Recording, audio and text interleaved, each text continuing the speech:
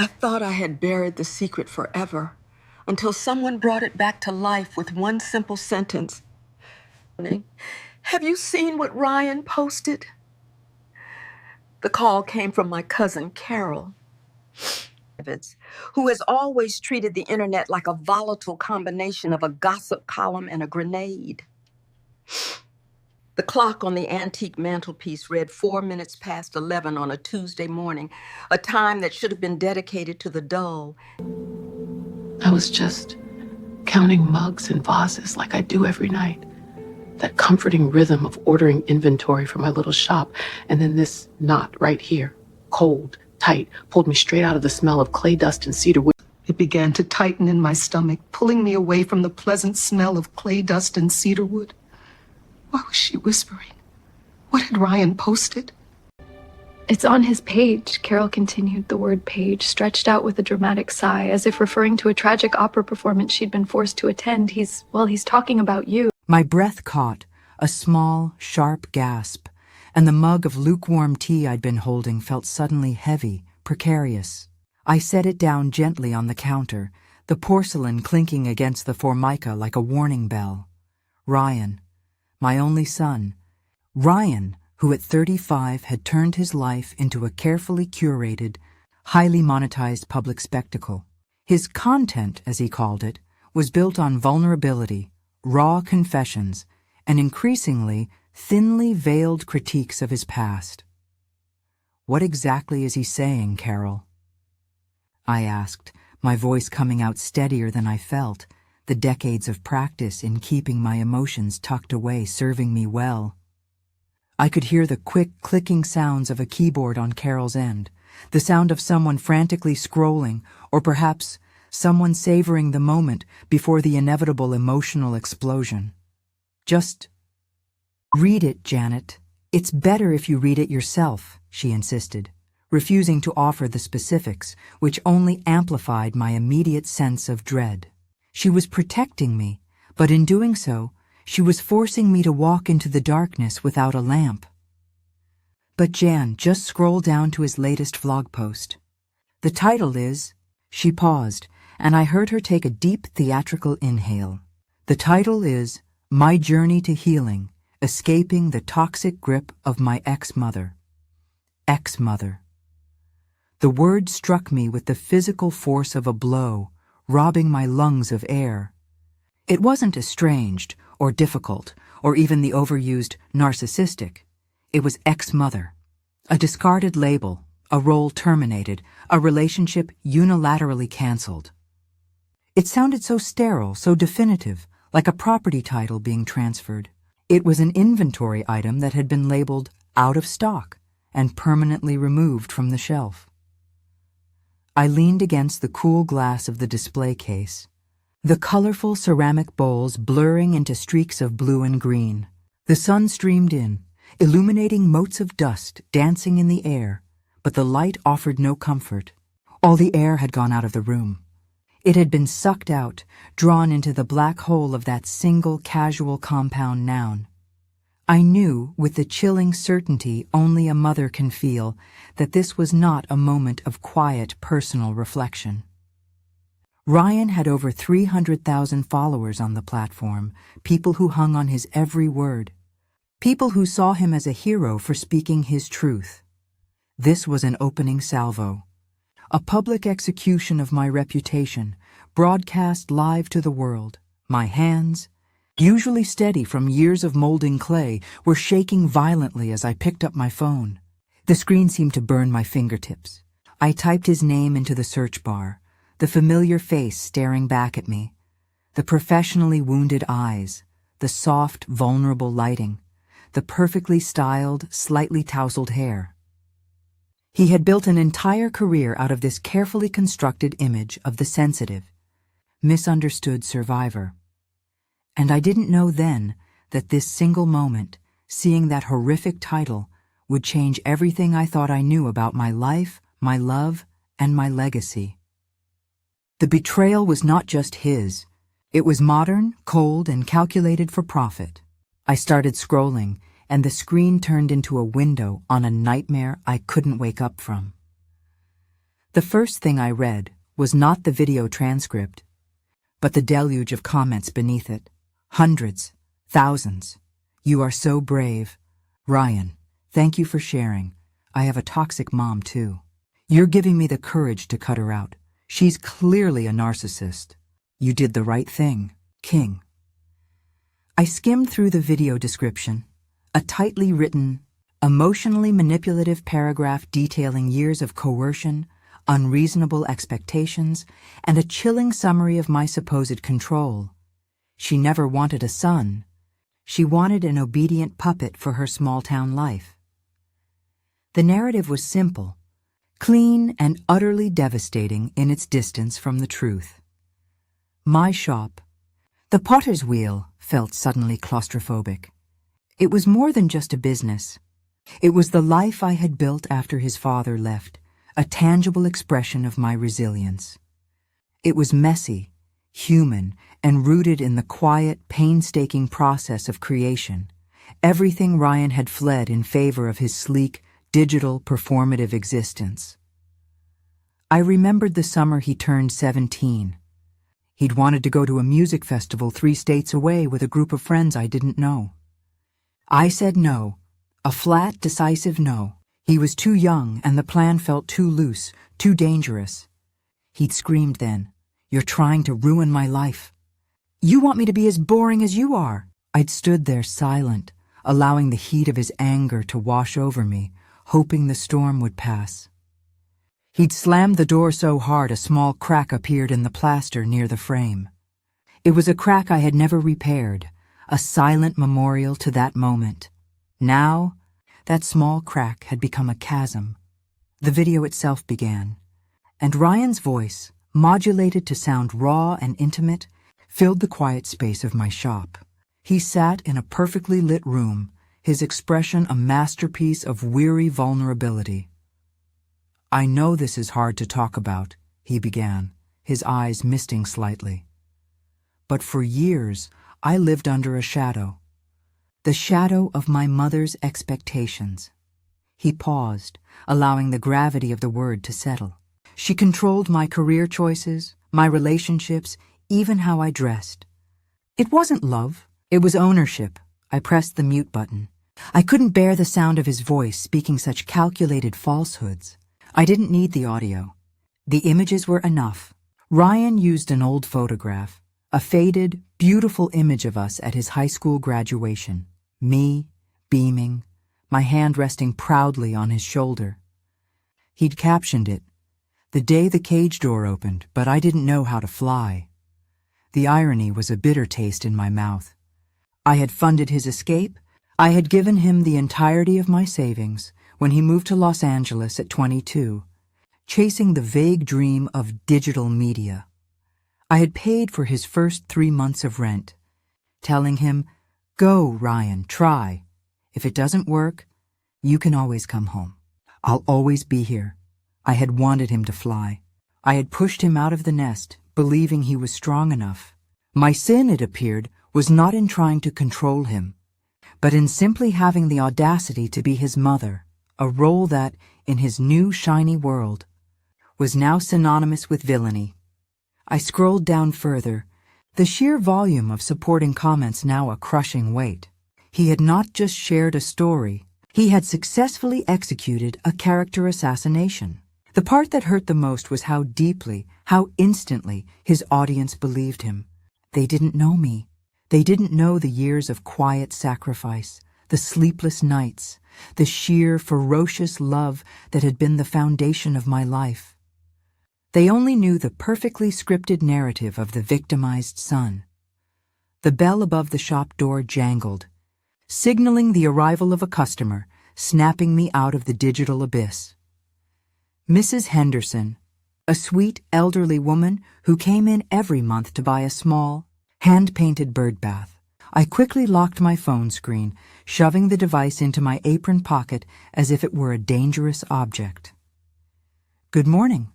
"Janet, dear," Mrs. Henderson chirped, oblivious to the fact that my entire world had just tilted on its axis. "You look a little pale. Everything all right?"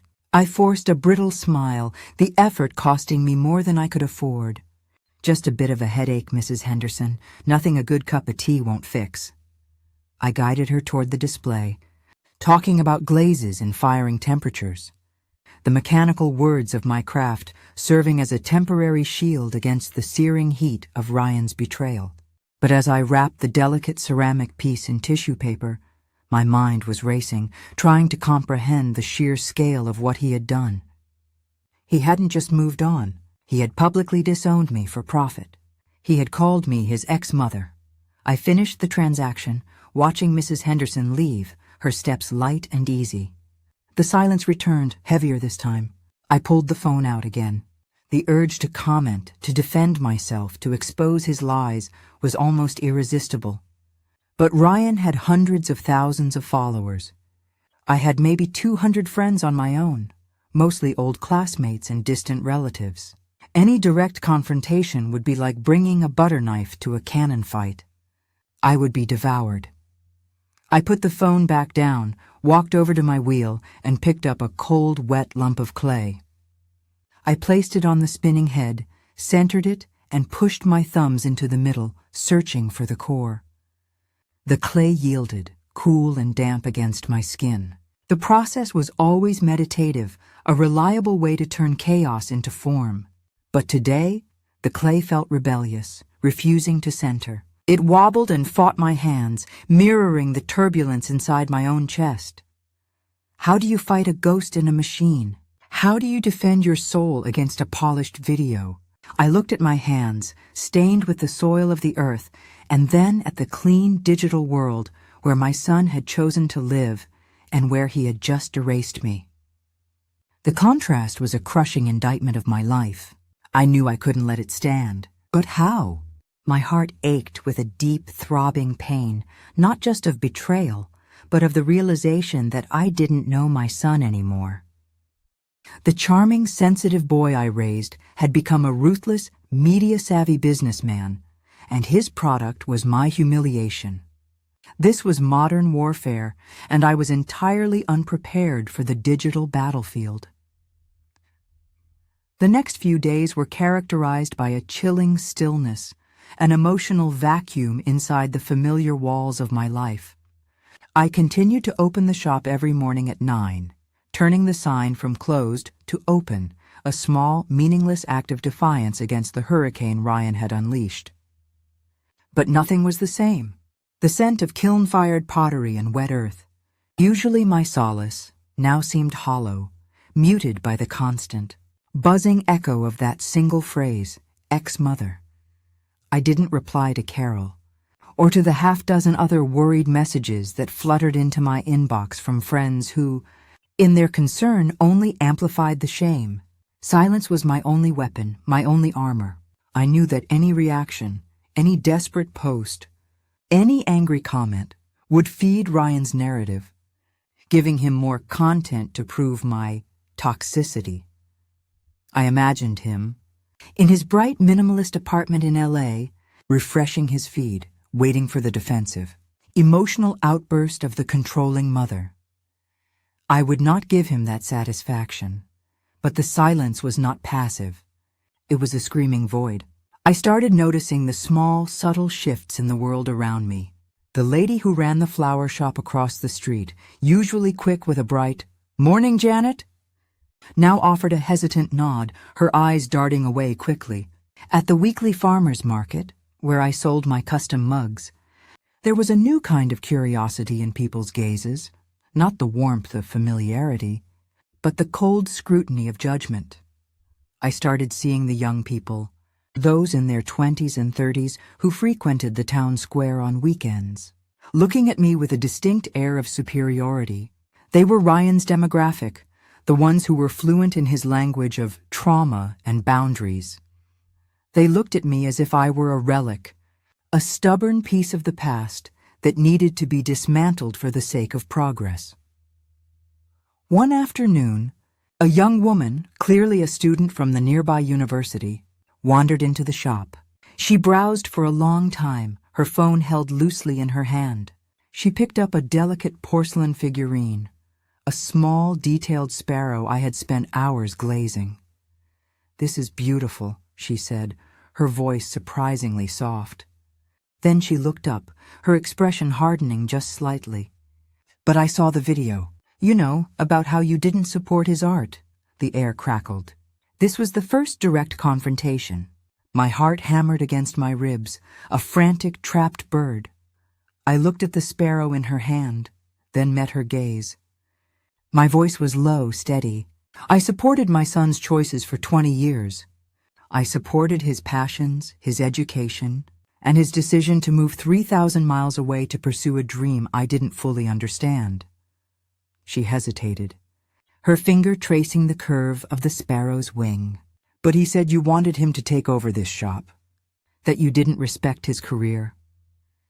I took a deep breath, gathering my truth like grains of sand, knowing that I could not win this argument, but I could at least speak my piece, if only for myself. I wanted him to be happy, safe, and fulfilled. This shop was my refuge, not a burden I planned to hand over.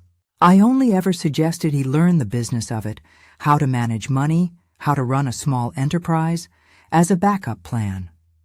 A safety net in case the glamour of LA faded. I paused, my gaze unwavering. A mother's safety net is often interpreted as a chain, especially when you're 35 and searching for a convenient narrative. The girl put the sparrow back on the shelf, her face flushed with a mixture of discomfort and sudden doubt. She didn't buy it. She just walked out, the jingle of the bell sounding a retreat. I hadn't changed her mind, but I had planted a seed of uncertainty, a small pinprick in the flawless balloon of Ryan's story. That evening, alone in the quiet, dim house, the silence was unbearable. I walked through the rooms, the familiar scent of old wood and lavender offering no solace. The house was too big, too full of ghosts and memories. I found myself drawn to the attic, a dusty, neglected space where boxes lay stacked, holding the physical history Ryan had so casually deleted. The air in the attic was thick and dry. I pulled down a heavy cardboard box labeled simply Ryan School. Inside, beneath forgotten textbooks and clumsy attempts at poetry, I found a stack of letters. Not the digital messages that defined our recent relationship, but actual, tangible letters written in a confident, youthful script. The one on top was from his freshman year of college, sent before he became an influencer, before he learned how to weaponize his emotions. "Dear Mom, classes are hard, but I'm making good friends. We stayed up until 3 a.m. talking about philosophy last night. I know you worry about money and the tuition. Please stop. You've done enough. I wouldn't be here without your sacrifices, and I promise I'll make them count. Thank you for everything. You're the best. Love, Ryan." I ran my fingers over the ink, the texture of the paper a stark contrast to the cold, glowing screen of my phone. "You're the best." The words felt like a scream from a past life. This was the Ryan I raised, grateful, kind, and aware of the quiet battles I had fought to give him a better life. I sat there on the dusty floor, the single bare bulb overhead casting harsh shadows, and I wept. Not loud, messy sobs, but the deep, internal kind of crying that felt like my soul was being wrung dry. I wasn't crying over the lost relationship. I was mourning the loss of the truth. Ryan hadn't just lied to the world. He had successfully erased the good parts of our history, the moments of mutual love and sacrifice, to fit his marketable narrative of victimhood. The betrayal was compounded by a chilling psychological clarity. His manipulation wasn't malicious in the traditional sense. It was narcissistic. He didn't hate me. He simply needed me to be the villain so he could be the hero. He had to destroy the reality of our past to validate the performance of his present. I realized then that my current silence, while protecting me from becoming content, I was simultaneously allowing Ryan's fiction to become fact. Every day I stayed silent, the world cemented the belief that I was indeed the ex-mother, the toxic villain he described. The next morning, I was back in the shop, the decision heavy and absolute. I was a potter. I worked with the earth, with fire, and with time. I believed in tangible reality. But Ryan had forced me into his world. I had to fight him on his own ground, using his own tools. I unlocked my personal Facebook profile, the one that had maybe 200 friends and was mostly populated by photos of my blooming hydrangeas and new ceramic pieces. My hands were steady now, the tremor of the previous days replaced by a cool resolve. I wouldn't write a rebuttal. I wouldn't argue the points of his video. I would simply tell my truth, not as an accusation, but as an offering, a quiet, honest letter. I looked at the counter where my small business accounting book lay open. Above it, tacked to the corkboard, was a postcard Ryan had sent me 10 years ago from his first big trip, a glossy picture of the Pacific coast, and beneath it, his sprawling, confident signature. A tangible, undeniable piece of the history he was trying to delete. I opened a blank document on my laptop, the screen a stark, white challenge. The time for quiet endurance was over. It was time to speak. But the structure of my retaliation had to be perfect. It had to be emotionally resonant, non-aggressive, and profoundly human. It had to be the antithesis of everything Ryan's digital empire represented. My voice had to be that of a mother, not a lawyer. I started to type, slowly, carefully, crafting each word as meticulously as I shaped a clay vessel on the wheel. This post wouldn't be for his followers. It would be for the tired human heart of the internet, the part that still understood grief and genuine love. I spent 3 days crafting the letter. Not continuously, but in short, intense bursts between measuring glaze ingredients and turning pots on the wheel. Each sentence was weighed, tested for tone, and polished until it held the emotional weight I intended. I knew that in the digital age, sincerity was often confused with weakness, and rage was mistaken for strength. I aimed for neither. My letter had to embody the quiet, devastating power of pure, unadulterated heartbreak. I titled it simply, A Letter to Ryan, From Your Mother. I avoided the word toxic or lie entirely. I started by talking about tangible things that grounded my life in reality and offered a gentle contrast to his abstract, performance-driven world. I wrote about the smell of his favorite breakfast pancakes on Sunday mornings, the worn spot on the kitchen table where he always did his homework, and the way the light fell through the large oak tree in our backyard, illuminating the dust motes when he was small. Then I wrote about money, but framed it as sacrifice, not a debt. Ryan, when you talk about the shadow of my expectations, I think you forget where that shadow began. It was cast by the light of a promise I made when I was 30, and you were a toddler, sitting on my hip watching your father drive away. The promise was simple. I will keep you safe. I will ensure you have the chances I never did. You remember when I sold my grandmother's wedding ring? You were 17 and needed an expensive tutor for physics, the one subject that blocked your path to the university you dreamed of. You didn't know the depth of that decision then. It was less about the money and more about the symbolic weight of letting go of the past for the sake of your future. I sold a piece of my history so you could have yours. I paid your rent for those first few months in LA, not to control you, but because I knew how terrifying and lonely that city could be. That money came from the small equity loan I took out on the shop, the boring business you felt so compelled to escape. It was the only tangible asset I had left. My only expectation, my love, was that you would live a life that made you proud. If that meant media, if that meant fame, then my heart swelled with pride for your success. I only asked for a phone call now and then to hear your voice, unscripted and real. I struggled the most with the part about the ex-mother label. I wanted to scream, but instead I wrote about the sheer physical reality of motherhood. I saw your post, the one where you called me your ex-mother. I understand that in your industry, clean labels and decisive breaks are valuable. They create narrative clarity. But motherhood, Ryan, is not a contract that can be terminated. It is not a title that can be revoked. It is bone and blood.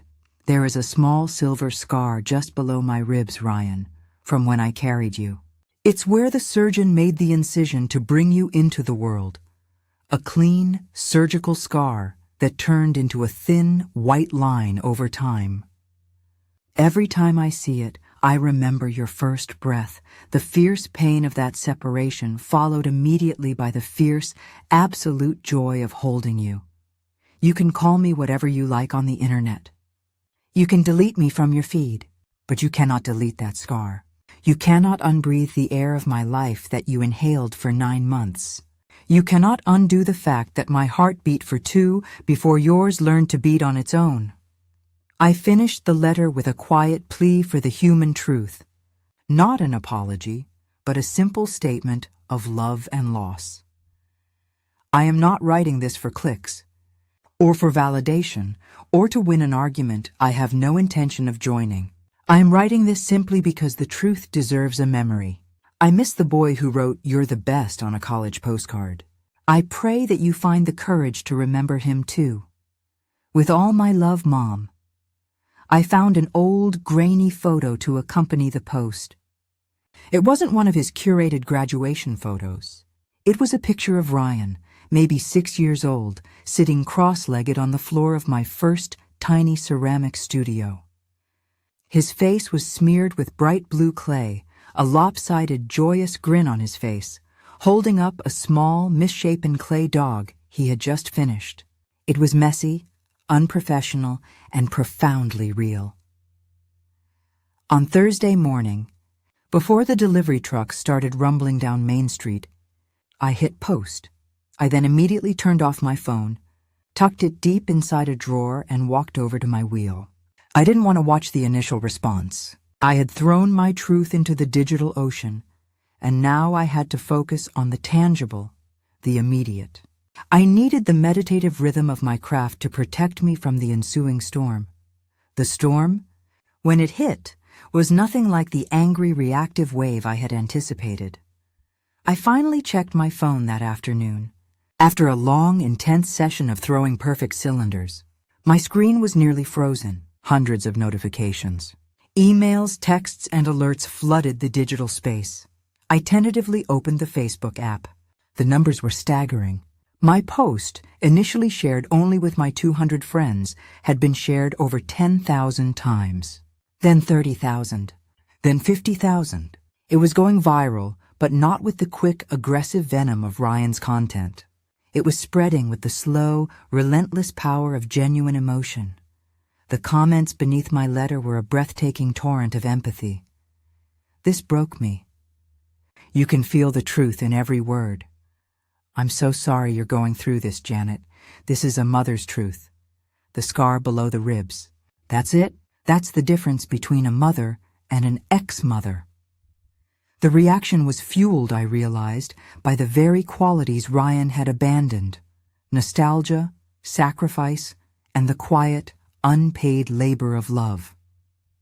My target audience, the older generation who valued depth and narrative complexity, had found the letter, and they were championing it. But more surprisingly, many of Ryan's younger followers were beginning to chime in too. Wait a minute. She sold her ring? Ryan, you didn't mention that.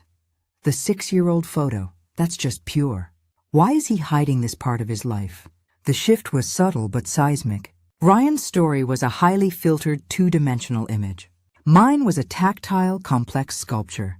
And the world, tired of the image, was suddenly craving the sculpture.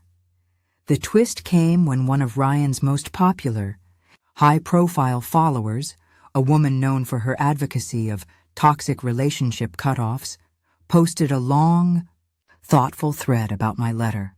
She wrote, "We spend so much time validating the right to leave that we forget about the truth of what was left. This letter isn't about control. It's about grief.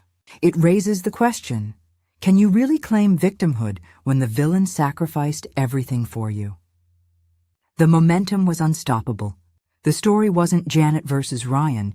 It was authenticity versus performance. My quiet, small voice was being amplified by thousands of people who were weary of the manipulative noise of the internet. I scrolled through the posts and found a link to Ryan's original video. It was still up, but the comment section had been utterly transformed. The sympathy comments were buried under a wave of probing questions. Ryan, what about the ring? What about the rent money? You sound like an entitled child, not a survivor. Your mother is a hero. The silence from Ryan was deafening. He had built his entire career on instant, aggressive content creation, but he had no script for genuine truth. He had been blindsided by a quiet act of emotional honesty. His narrative was collapsing not because of anger, but because of too much heart. I finally felt a quiet, profound sense of justice, not the vindictive kind, but the sort that comes when the heavy fog of a lie begins to lift. The small business owner, the boring mother, had successfully challenged the narrative of the polished influencer simply by remembering the fundamental fact of their shared humanity. The fight was far from over, but I had won the first and most important battle, the battle for the truth. The viral surge lasted 4 excruciating, exhilarating days. My phone, which I now kept on my shop counter, face down, felt like a miniature reactor radiating energy and consequence. I avoided looking at the increasing share count, focusing instead on the tangible heat of the kiln and the cool slickness of the wet clay. But the digital noise had spilled over into the physical world. Journalists started calling. Local reporters, then regional, then surprisingly, a few national outlets that covered social media trends. They all wanted the same thing, a soundbite, a follow-up, a dramatic confirmation that I was, indeed, the victim and Ryan was the manipulative antagonist. I refused every single request. Mrs. Finch, a particularly aggressive young reporter from an online magazine, pleaded over the phone. "This is your chance. Tell the world how your son exploited you. Don't you want to expose his lies?" "I have already told my truth," I said calmly, looking out the window at the familiar oak tree where Ryan used to climb. "I wrote a letter to my son, not to the world. It's done." The refusal confused them. They were expecting rage, a dramatic escalation. They didn't understand that the quiet dignity of not exploiting the situation was the most powerful statement I could make. My goal was never to ruin Ryan. It was to salvage the truth of my own life and perhaps to reach the human being trapped inside the influencer. My cousin Carol called, ecstatic. "Janet, you're trending. You're famous. You're a hero. You should open a Patreon, sell ex-mother mugs." I sighed, pinching the bridge of my nose. "Carol, I just want my son back. Not a brand deal. The fame felt alien, corrosive. I hadn't sought validation from the masses. I had simply sought connection with one person. The irony was devastating. In trying to break free from his curated digital life, Ryan had dragged me into it, forcing me into the very public spotlight I inherently shunned. Meanwhile, Ryan's response was a void, a digital black hole. His public channels went completely silent. No new vlogs, no story updates, no witty retorts on X. His followers, the very engine of his success, began to panic and then turn on him with brutal swiftness. The internet, having crowned him a hero for his story of victimhood, now prepared to execute him for his apparent hypocrisy. The narrative began to coalesce. The son, who preached authenticity, was exposed by his own mother's genuine voice. The posts in his comment sections shifted from anger to demanding a response. "Ryan, hiding won't work. Address the damn ring. Where is the vulnerability now?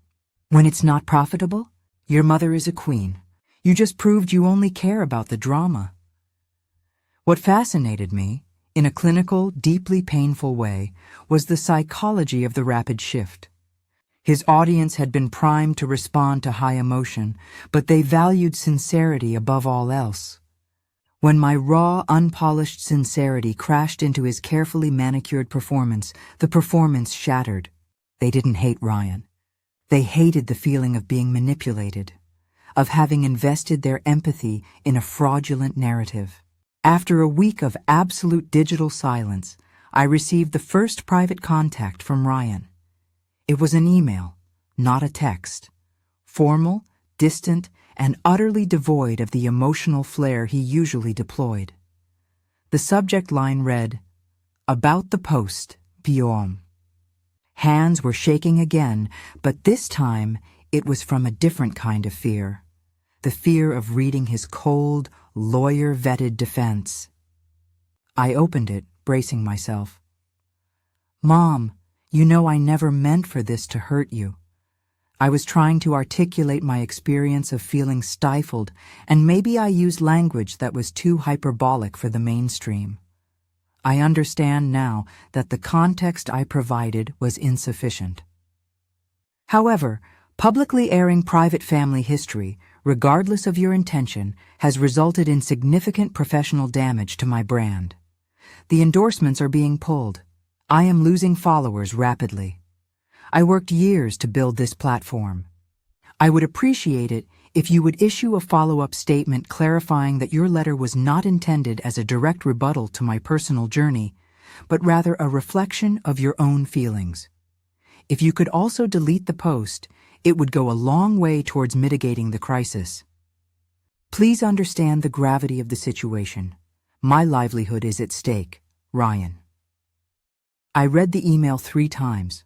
There was no apology for the ex-mother label, no acknowledgement of the pain he inflicted, no mention of the ring or the rent money, just a cold, calculating assessment of brand damage. His primary concern was not my feelings, but the loss of endorsements. His whole response confirmed the darkest fear I had harbored. He truly could not distinguish between his life and his content. My emotional suffering was just an inconvenient business risk that needed to be contained. A wave of profound, icy sadness washed over me. This email hurt more than the viral video. The video was a performance. The email was his true, narcissistic core, laid bare.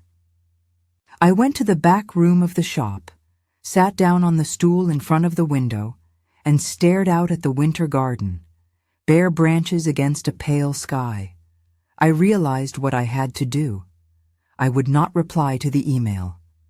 Engaging with him on his terms, the language of crisis mitigation and clarification, would drag me back into the drama, proving his point that I was still trying to control him.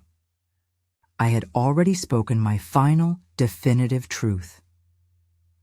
I opened my laptop again, but instead of writing a reply, I went to my own Facebook post. I reread the letter, the heartfelt comments, and looked at the picture of 6-year-old Ryan smeared with blue clay. I smiled slightly. The battle for my reputation was won. The battle for his soul, however, was still ongoing, and I couldn't win that for him. He had to face the quiet justice of his own consequences. I closed the laptop. My silence would be my final and most crushing response. It was an act of profound, agonizing love, giving him the space he demanded, but also forcing him to sit in the rubble of his own making without the distraction of an argument. I would not delete the post. I would not clarify. The truth would stand, firm and unyielding, like a kiln-fired stone. The silence that followed my non-response to Ryan's businesslike email was the most impactful part of the entire ordeal. For 2 more weeks, his channels remained dormant. He didn't delete the original video, but its comment section was a graveyard of his credibility.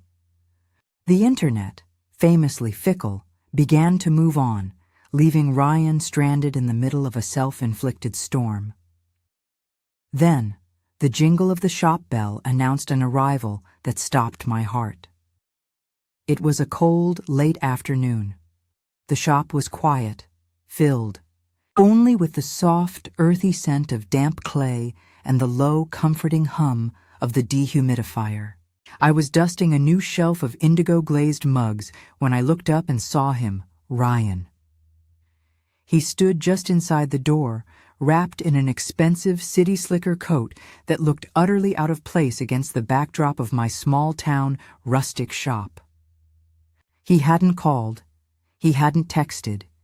He was simply there, looking thinner, paler, and impossibly tired. The carefully constructed vulnerability of his videos was gone, replaced by a genuine, haggard exhaustion. "Hello, Mom," he said, his voice flat, devoid of its usual melodic, performance-ready quality. I felt a sudden, powerful physical ache, the visceral, complex pang of seeing the child you love, now grown into a stranger who has deeply wounded you. I didn't rush to him. I didn't offer a hug or a welcome. I simply met his gaze, my hands, still lightly dusted with clay, gripping the edge of the shelf. "Ryan," I replied, my voice calm. "I wasn't expecting you." "I know. I flew in this morning. I needed to get away from L.A. He gestured vaguely toward the door, as if L.A. were an immediate threat pursuing him.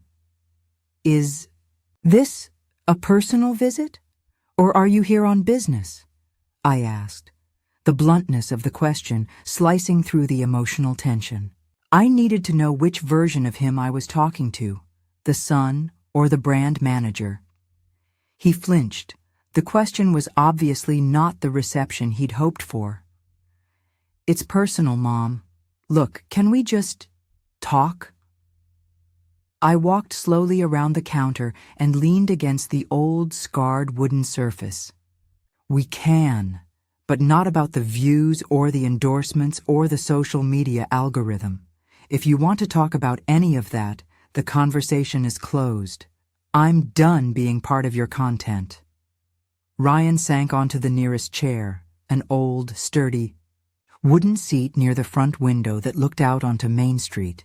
He ran a hand through his perfectly tousled hair, the gesture suddenly looking more like genuine stress than styling. "The whole thing exploded," he admitted, his gaze fixed on the floor. "The comments, they're vicious. I'm being called a narcissist, a manipulative fraud. I'm losing everything I built." "You built it on a half-truth, Ryan," I stated quietly. "Half-truths have shaky foundations. They collapse under the weight of real life."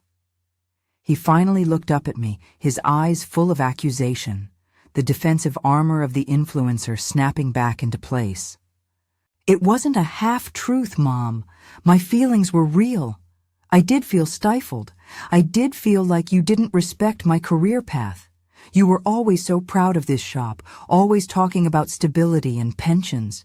It felt like you were disappointed. I didn't want the safe life." "And how did calling me your ex-mother help you articulate that feeling, Ryan?" I asked, the calm of my voice a counterpoint to the deep, resonant pain the question carried. He struggled to meet my eyes, looking instead at the small silver scar on my arm, the one I had referenced in the letter, a burn from a glaze explosion decades ago. It was dramatic.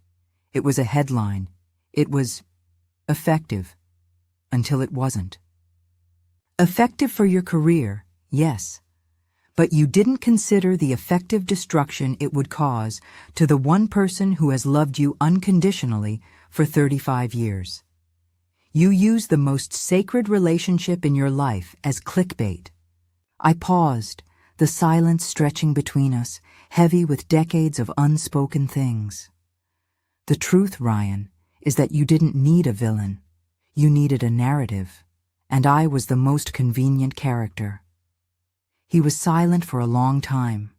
The familiar street noise of our small town, the rumble of a delivery truck, the distant siren filling the air.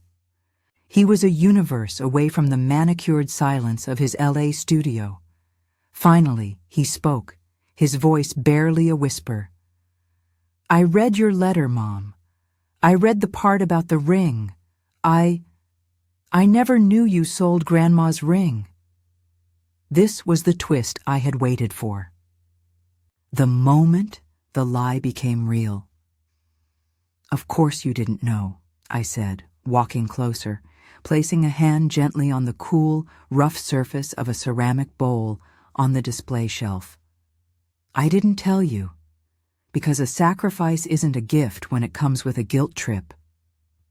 It was just an act of love, and those acts rarely make for good viral content." He leaned his head back against the wall, closing his eyes. He looked exactly like the exhausted boy who used to collapse on the sofa after a long day of high school soccer practice. It was the first moment I saw the human being beneath the influencer mask. "I'm sorry, Mom," he whispered, the words sounding genuine, wrung out of him by sheer public consequence, but genuine nonetheless. I was so obsessed with building the brand that I forgot where I came from.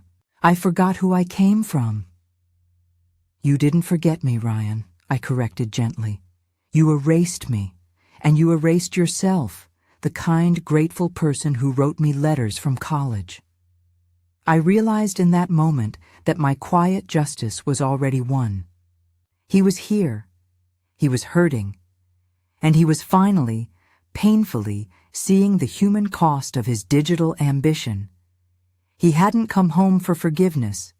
He had come home for the one thing his fame could never provide: reality. "What do I do now?" he asked, the question directed not to his audience but to his mother. The raw humility of the inquiry was the closest he had come to being my son again. I looked at him, truly looked at him, and saw the exhausted 35-year-old boy who had just faced a severe public reckoning. The instinct to wrap him in a hug was overwhelming, but I resisted. He needed the consequence to settle, to take root. "You start by being quiet, Ryan," I said. "Truly quiet. You start by putting down the phone. You start by remembering what is real, what is tangible, and what is earned. And then you rebuild your life, not your brand, on the truth." I finally sat down across from him, the small, sturdy table separating us. The shop was dimming, bathed in the soft, melancholic light of a late autumn evening. The time for grand statements was over. The time for the slow, difficult work of being human had begun. Ryan stayed for 3 days. 3 days that felt longer and more transformative than the 35 years that preceded them. He didn't stay at my house. He booked a room at the small, unremarkable local motel, a deliberate choice, I sensed, to maintain a physical boundary that mirrored our emotional distance. He came to the shop every morning. Not to work, but simply to be. He sat in the same chair by the window, often with a simple, steaming mug of tea, watching me work. His phone stayed in his pocket, silenced. For the first time since he left for college, the air between us was not charged with expectation or performance. It was simply still, heavy with unresolved history. On the second day, I was working on a large decorative platter, meticulously carving an intricate pattern into the leather-hard clay. It required absolute concentration, the slight pressure of the tool determining the depth and precision of the line. Ryan watched for nearly an hour, motionless. Finally, he broke the silence. "Do you remember when I made that awful, lopsided blue dog?" he asked, a faint, almost childlike smile touching the corner of his mouth. He was referencing the photo I had used in my viral post. I didn't look up from my work. "I remember. You were so proud of it. You insisted on bringing it to show and tell, even though it was so heavy you kept dropping it. It's still in the attic, isn't it?" "Yes, in the box labeled Ryan School." He was quiet again. I could feel him processing the fact that these messy, imperfect pieces of his life, which he had tried to overwrite with sleek digital content, still existed, preserved by the woman he had tried to erase. Later that afternoon, he hesitantly approached the workbench where I was mixing glazes. The tiny specific measurements, scooping a precise amount of copper carbonate, adding a pinch of cobalt oxide, were the silent language of my trade. All that precision, he observed, his voice soft. It must be exhausting. It's the opposite, I replied, without looking up. It's grounding. You measure, you mix, you fire, and you wait. The outcome is never guaranteed. The kiln gods are fickle. But you know you did the absolute best work you could with the elements you were given. There is honesty in chemistry, Ryan. He stood there for a moment, then picked up a small, freshly thrown bowl, still damp, still fragile. He felt the delicate curve, the imperfection where my thumb had pressed into the rim. My job, he said, his voice laced with the weariness I had first noticed, is the opposite. It's all about creating an illusion of perfection.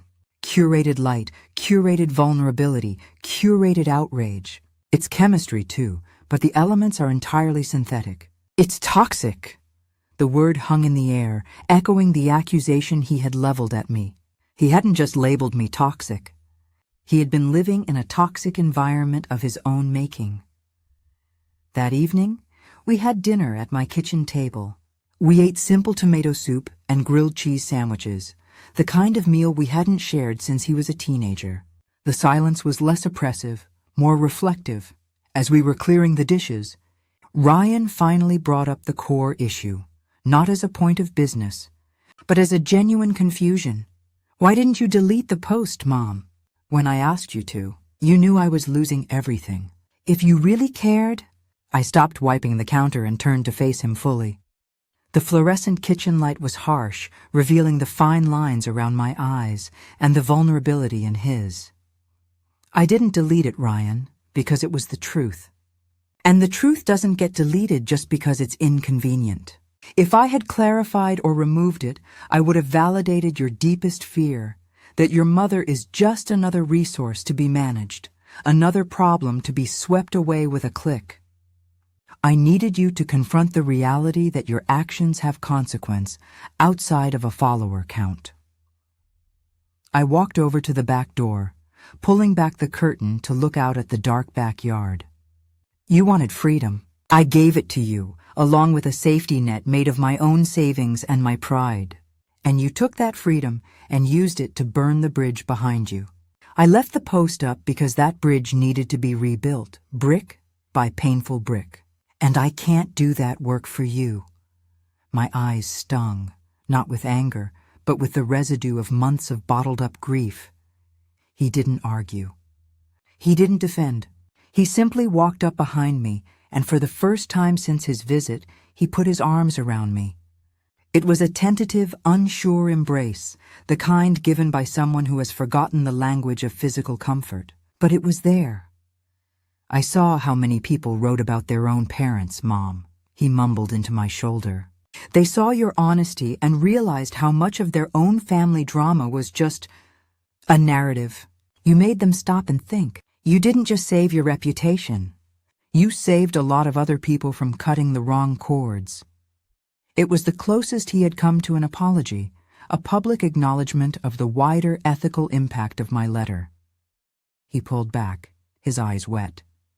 I never should have called you that. Ex-mother. It was cruel, and it was stupid. I just wanted a good title. I know, Ryan, I whispered, placing my hand on his cheek. His skin felt cool and unfamiliar. And I forgive you for the cruelty. But you need to forgive yourself for the stupidity. The next morning, he was gone before I woke up.